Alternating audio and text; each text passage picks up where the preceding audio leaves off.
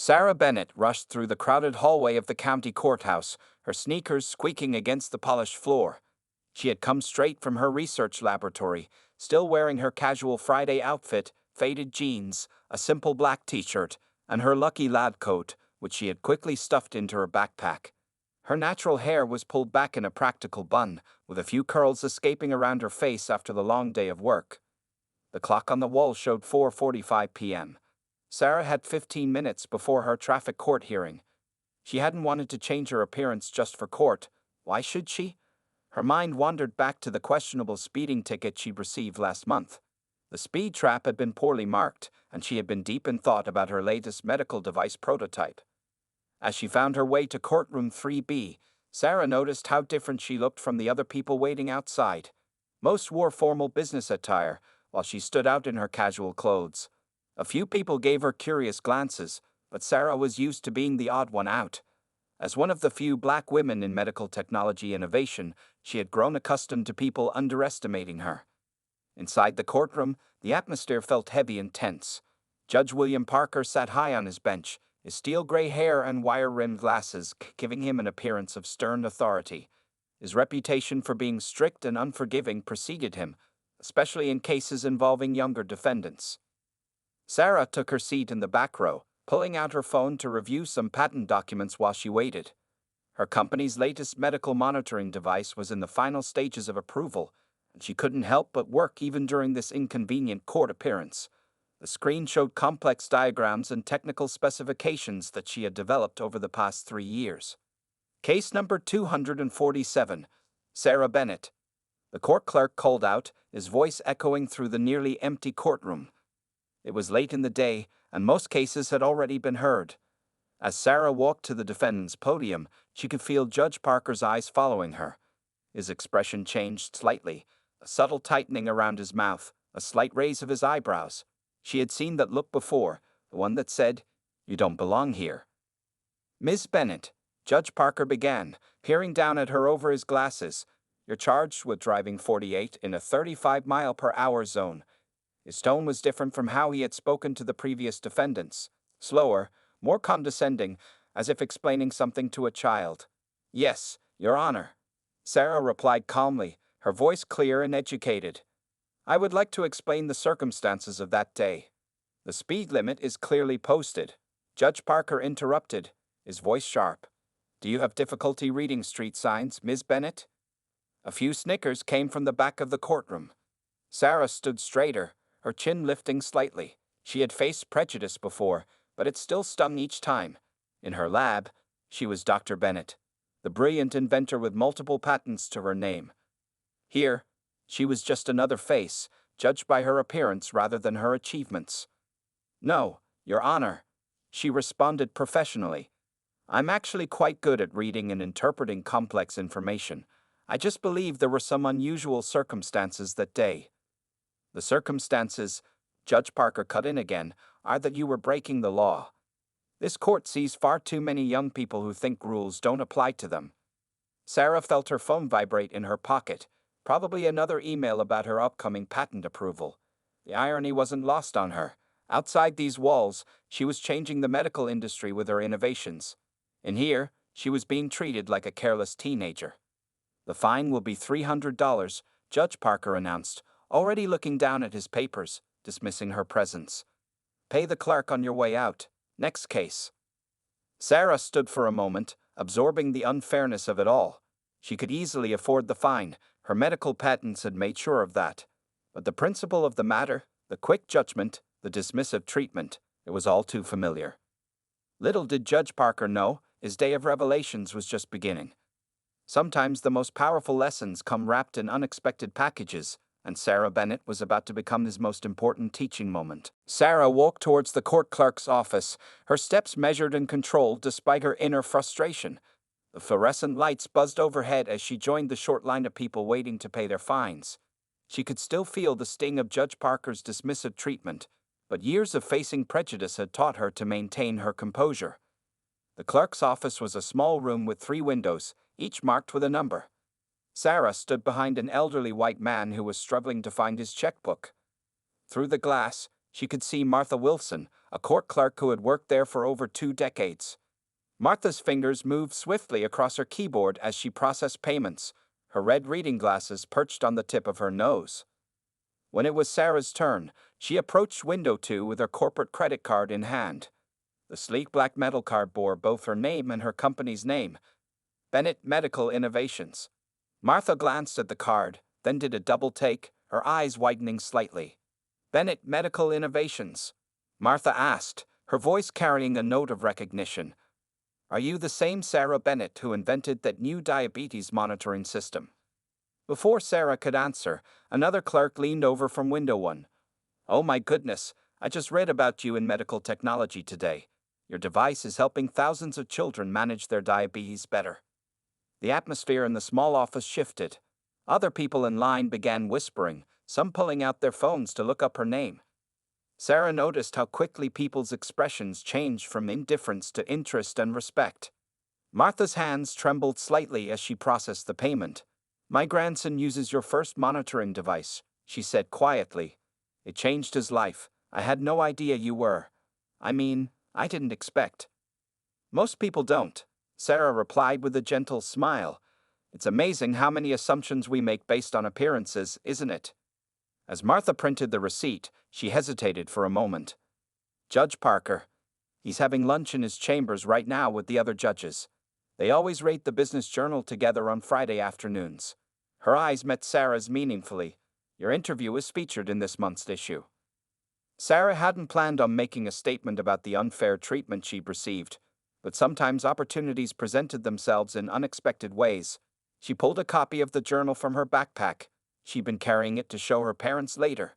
Her photo was on page 3, showing her in professional attire, standing in her state-of-the-art laboratory. Would you mind making sure Judge Parker gets this?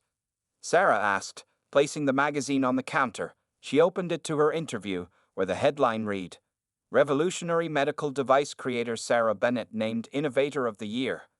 Martha nodded, understanding the significance of the moment. I'll make sure it reaches him right away. As Sarah turned to leave, she noticed more people had gathered in the clerk's office. A young black girl, probably around 12, stood with her mother, staring at Sarah with wide eyes. The girl clutched an inhaler in her hand. Exactly the type of medical device Sarah was working to improve with her next patent. Are you really a scientist? The girl asked shyly. Sarah walked over to her, smiling warmly. I'm an inventor and medical researcher. I create devices that help people manage their health conditions better. I want to be a scientist too, the girl said, her eyes shining with hope. Then you will be, Sarah replied firmly. Don't let anyone tell you otherwise. As Sarah finally left the courthouse, she knew her encounter with Judge Parker wasn't over. The magazine would reach him soon, and his comfortable world of assumptions and prejudices would be shaken. But more importantly, she had shown that young girl, and everyone else in that office, that success doesn't look just one way. Her phone buzzed again. Another email about her latest patent approval was waiting, but this time, Sarah smiled at the timing. Sometimes the best response to prejudice wasn't anger or confrontation, but simply letting your achievements speak for themselves. Judge William Parker sat in his chambers, enjoying his usual Friday lunch routine with 2 other judges. His turkey sandwich lay half-eaten on his desk as he flipped through the latest business journal. The afternoon sunlight streamed through his window, highlighting the many awards and certificates that covered his walls. Bill, you might want to take a look at page 3. Judge Thompson said, his voice carrying an unusual edge. Isn't this the young woman who was in your courtroom earlier? Judge Parker adjusted his reading glasses and turned to the indicated page. His hand froze mid-motion as he stared at the photograph. There she was, Sarah Bennett, but not as he had seen her in court. In the magazine, she stood confidently in an immaculate laboratory, wearing a tailored business suit. The headline proclaimed her achievements in bold letters. As he read the article, each word felt like a small hammer chipping away at his prejudices. Sarah Bennett wasn't just successful, she was extraordinary. The article detailed how she had revolutionized diabetes treatment with her inventions, holding multiple patents that had transformed patient care. Her company, Bennett Medical Innovations, was valued at millions of dollars. Didn't you give her the maximum fine for a minor speeding ticket? Judge Rodriguez asked quietly. Before Judge Parker could respond, his chamber door opened. Martha Wilson, the court clerk, entered with a stack of papers requiring his signature. Her eyes darted between the magazine in his hands and his increasingly pale face. "Your Honor," Martha began hesitantly, "Miss Bennett asked me to make sure you saw the article. She's also featured in today's Medical Technology Times for her newest patent approval." Judge Parker's coffee had gone cold on his desk, forgotten as he absorbed the magnitude of his mistake. He remembered every dismissive word, every interruption, every assumption he had made based solely on Sarah's casual appearance and race. "She uses that lab coat she was carrying to work on medical devices that save lives," Martha continued, her voice gaining strength. "My grandson is alive today because of her first invention." The other judges watched as Judge Parker stood up and walked to his window. From this height, he could see the courthouse steps where, just an hour ago, he had witnessed something he hadn't fully processed at the time: a young black girl excitedly talking to her mother about becoming a scientist after meeting Sarah Bennett. 23 years on the bench," he said quietly, "and I've prided myself on being fair and impartial." He turned to face his colleagues. "Today, I proved myself wrong." His computer screen showed the court records from earlier. Sarah Bennett's case was still open in his system. Next to it, he pulled up her company's website. The contrast was stark. The same woman he had treated like an irresponsible youth was featured on the homepage, speaking at medical conferences and demonstrating her life-saving innovations. The fine wasn't about the money for her, Judge Rodriguez observed. It was about dignity and respect. Judge Parker nodded slowly. "Respect I failed to give." He pressed the intercom button on his desk. "Linda, please contact Bennett Medical Innovations. I need to schedule a meeting with Dr. Sarah Bennett." As his colleagues gathered their things to return to their courtrooms, Judge Parker remained at his desk, staring at the magazine article. The woman in the photograph looked directly at the camera, her eyes full of intelligence and determination, the same eyes that had looked up at him from the defendant's podium, maintaining their dignity despite his prejudiced treatment. His afternoon docket would begin soon, but for the first time in his career, Judge Parker felt like the one being judged. The weight of his own bias pressed down on his shoulders like a heavy robe, and he knew that his next conversation with Sarah Bennett would be very different from their first one. This time, he would be the one learning a lesson about justice. That evening, Judge Parker stayed late in his chambers, his dinner getting cold in its takeout container as he stared at his computer screen. He had spent the last 2 hours reading everything he could find about Sarah Bennett. Each new article and achievement made him feel smaller in his high-backed leather chair. The local newspaper's website showed Sarah receiving the Young Innovator of the Year award. There she was again, cutting the ribbon at the opening of a new children's diabetes clinic that her company had funded. Another photo showed her speaking to a group of minority students at a science fair, inspiring the next generation of inventors. His own daughter's insulin pump, sitting on his desk in her spare medical supplies bag, caught his eye. He picked it up, turning it over in his hands, and found the patent number. His throat tightened as he typed the number into the database. Sarah Bennett's name appeared as the primary inventor. All this time, he whispered to the empty room, "I've been thanking God for the person who made managing my daughter's diabetes easier. And today, I treated that very person like a common criminal." A soft knock on his door interrupted his thoughts. Janet, the evening janitor, entered with her cleaning cart. She paused when she saw him still at his desk. "Working late again, Judge Parker?" she asked, emptying his trash can. "Janet, your son Bobby, he had that experimental treatment last year, didn't he? The one that helped with his asthma." Janet's face brightened. "Oh yes, that new inhaler system changed his life. He can play basketball now without worry. It was created by this brilliant young woman, Dr. Bennett. She even made sure low-income families could get it at reduced cost." Judge Parker felt his chest tighten further. "Janet, what would you say if I told you I had Dr. Bennett in my courtroom today, and I treated her poorly?" Janet stopped cleaning and looked at him directly. "I'd say that's not the Judge Parker I know, the one who helped my family when we were struggling with Bobby's medical bills. What happened?" He stood up and walked to his window, watching the city lights flicker on as dusk settled. "I made assumptions, Janet. I saw a young black woman in casual clothes and decided I knew who she was and what she deserved. I forgot the most basic principle of justice, seeing the person, not just their appearance." His computer chimed with a new email. Sarah Bennett's office had responded to his meeting request. She had agreed to see him, but not at the courthouse. Instead, she invited him to visit her laboratory the next morning, where she was testing a new medical device that could help children like his daughter.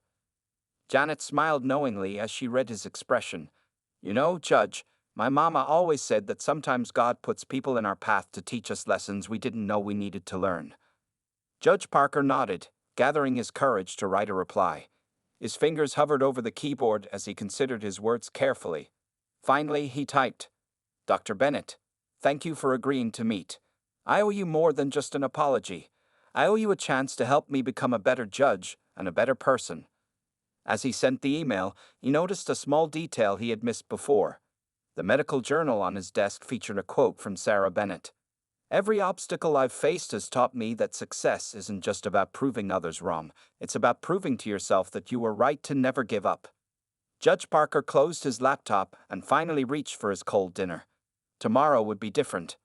Tomorrow, he would step into Sarah Bennett's world, where innovation and compassion met, where prejudices had no place among the life-saving devices she created.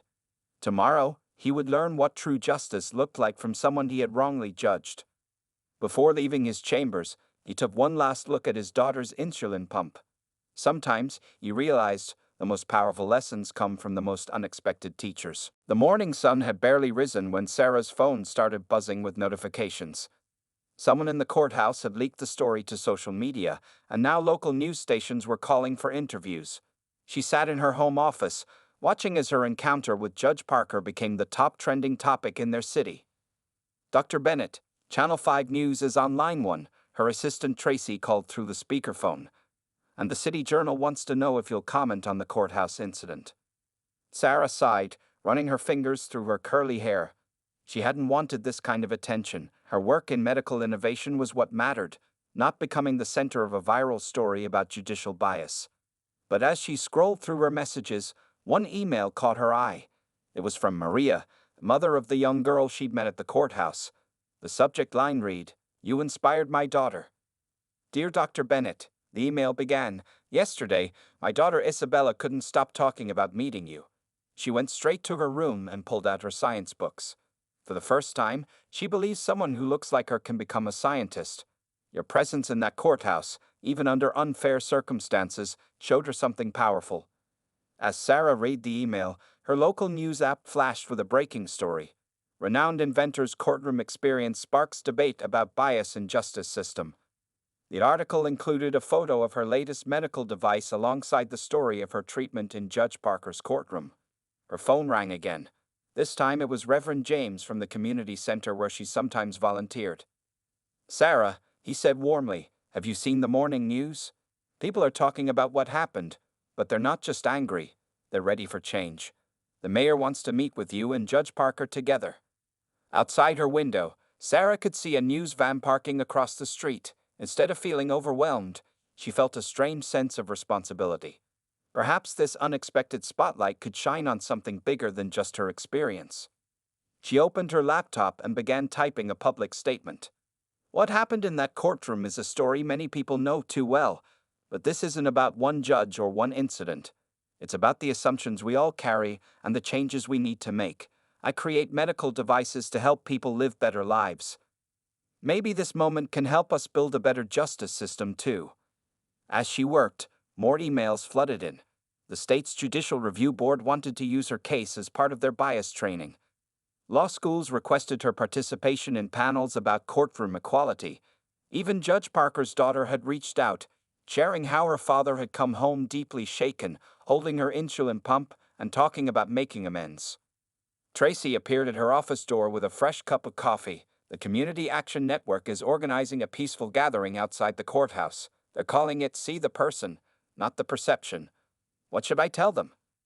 Sarah thought about Isabella, the young girl from the courthouse, and all the other children who needed to see that change was possible. She thought about Judge Parker, who would be visiting her lab later that morning, ready to learn and understand. Tell them I'll be there, Sarah replied. But first, I have some important work to do in my lab. There's a new pediatric device waiting to be tested, and somewhere out there, a child needs it to live a better life. She glanced at her phone one last time before turning it off. The last message was from her mother. Baby, sometimes God puts you in places not just for yourself, but for all the people who will follow after you. Stand tall. Sarah smiled, put on her lab coat, and headed to her laboratory. Today she would meet with Judge Parker not as a defendant, but as Dr. Bennett, inventor, change-maker, and living proof that justice works best when we see people for who they truly are. Judge Parker stood in the lobby of Bennett Medical Innovations, feeling strangely small without his judicial robes. The modern building's glass walls and sleek design made him feel out of place in his conservative suit. A large display case near the entrance showed various medical devices, each with Sarah Bennett's name on the patents. Judge Parker, a young assistant approached him. Dr. Bennett will see you now. Please follow me. As they walked through the building, he saw dozens of scientists at work, many of them women and people of color. Each laboratory they passed showed teams collaborating on what looked like life-changing innovations. This was a world far different from his courthouse, where he had held so much power just yesterday. The assistant led him to a large corner laboratory where Sarah stood examining something under a microscope. She wore the same lab coat he had seen stuffed in her backpack at court, but now it looked perfectly in place. The name Dr. Sarah Bennett was embroidered in blue thread above the pocket. "Good morning, Judge Parker," Sarah said without looking up from her work. "Would you like to see what I'm working on right now?" He approached cautiously, noticing the complex equipment around him. Sarah adjusted the microscope and stepped aside, gesturing for him to look.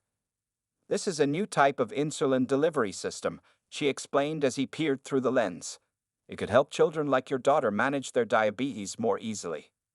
Judge Parker's head snapped up in surprise. "You know about my daughter?" Sarah nodded, her expression gentle but firm. "I make it my business to know who my inventions help, Judge Parker. Every patient matters to me, regardless of who they are or what assumptions people might make about them." The weight of her words hung in the air between them. Judge Parker straightened up, gathering his courage. "Dr. Bennett, I came here to apologize," he began, but Sarah held up her hand. "Before you apologize, I want you to understand something," she said, leading him to a wall covered with letters from patients. "These are the people who use my inventions. Children who can now play sports because of better asthma medication. Diabetics who can sleep through the night without fear. Parents who don't have to worry constantly about their kids' health." She turned to face him directly. "When you saw me in your courtroom, you didn't see any of this. You saw what you expected to see. The question is, what will you do now that you see more?" Judge Parker looked at the letters, then back at Sarah. "I've spent the night reviewing my past cases," he admitted. "I've started to see patterns in my own behavior that I'm not proud of, but I don't want to just apologize. I want to change." Sarah picked up a small device from her workbench. "This is the insulin pump I designed that your daughter uses. When I created it, I faced countless people who didn't believe in me, who didn't see past their first impressions. But I persisted because I knew what was at stake, lives like your daughter's." Tears formed in Judge Parker's eyes as he held the prototype. "How do you not feel angry at people like me who judged you unfairly?" "Oh, I feel angry," Sarah replied honestly. "But I channel that anger into creating change. The question is, Judge Parker, are you ready to do the same?" He nodded slowly, wiping his eyes. "I want to start a training program at the courthouse. Not just about bias, but about really seeing people. Would you? Would you help me design it?" Sarah smiled for the first time since he arrived. "Now that's the kind of justice system I'd like to see." She walked to her computer and pulled up a presentation. "I already have some ideas. Let's build something that matters." Together, they began planning a program that would change not just their courthouse, but courts across the country. Sometimes, Sarah realized, the biggest breakthroughs come not in laboratories, but in the moments when people choose to see each other differently. 3 months after the courthouse incident, Sarah stood at the front of the Judicial Training Center, facing a room full of judges, lawyers, and court officials. The large screen behind her showed statistics about bias in the justice system, but it was the personal stories that held everyone's attention. Last week, a young woman came to court wearing her McDonald's uniform, Sarah explained, her voice carrying through the room. The judge didn't see someone rushing from a night shift. Instead, he saw her uniform and asked if she could even afford her traffic ticket. That woman was studying to be a nurse, working nights to pay for her education. Judge Parker sat in the front row, nodding. He had become a different person since their first encounter. His notepad was filled with ideas for improving the court system, and his reading glasses now rested on top of a stack of books about systemic bias and cultural understanding. But today, Sarah continued, that same judge is here in this room, ready to learn and change. That's why we created this training program, not to shame anyone, but to help us all see beyond our first impressions. The program they had developed was already showing results. Courts across the state had started implementing their See the Person initiative. Security guards were trained to treat everyone with respect, regardless of their appearance. Judges were required to attend monthly sessions where they heard directly from community members about their experiences. During the lunch break, Judge Parker's daughter Emma arrived with her college research team. She now worked as an intern at Bennett Medical Innovations, inspired by Sarah's work. The insulin pump she wore was the latest model, developed with input from patients like her. Dr. Bennett, Emma called out, rushing forward with a tablet in her hand. The preliminary results from our community impact study are in. The number of complaints about unfair treatment in participating courthouses has dropped by 40%. Sarah smiled, remembering how this all started with a simple traffic ticket. Now, she split her time between her medical research and traveling to courthouses across the country, sharing her story and helping implement changes. Local news cameras clicked and flashed as Judge Parker joined them for lunch. The headlines had evolved from scandal to success story.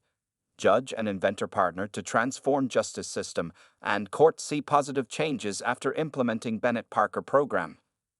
You know what the best part is? Judge Parker said, showing Sarah a letter on his phone. Other judges are starting to share their own stories of transformation. Judge Thompson from Arizona wrote about how he caught himself making assumptions about a defendant last week, but then remembered your training and took time to learn the person's full story. Sarah's assistant interrupted with an urgent message. A major children's hospital wanted to implement their training program for medical staff, seeing how well it worked in the courts. They believed doctors and nurses could benefit from the same lessons about looking beyond appearances. It's spreading beyond the justice system, Sarah mused, reading the hospital's proposal. When we change how we see people in one place, it affects how we see them everywhere. Later that afternoon, Sarah visited the courthouse where it all began. The walls now displayed a new set of photos. Judges and staff participating in community events, learning about different cultures, and engaging with people from all walks of life. Martha, the court clerk who had first recognized Sarah, waved her over. Remember that young girl who met you here? Isabella? She just got accepted into the science program at the state university. She lists you as her inspiration in her application essay. Sarah touched the lab coat she still wore proudly, thinking about how one moment of injustice had sparked a movement of change. Her phone buzzed with another message. The governor wanted to establish their training program as a state requirement for all public servants. Sometimes, she said to Martha, the biggest innovations aren't the ones we create in labs. They're the ones we create in people's hearts and minds. As she walked through the courthouse halls, Sarah noticed something different in people's eyes, not judgment or assumptions, but genuine interest in seeing each person for who they really were. Real change, she realized, wasn't just about changing rules or procedures. It was about changing how we see each other, one person at a time. 1 year had passed since that fateful day in traffic court. The grand conference hall of the City Convention Center was packed with people from all walks of life, judges in their formal attire, medical professionals in white coats, community leaders, and ordinary citizens. They had gathered for the first annual Beyond First Impressions Symposium, co-hosted by Dr. Sarah Bennett and Judge William Parker. Sarah stood at the podium, wearing a beautiful blue dress that perfectly matched her confident smile.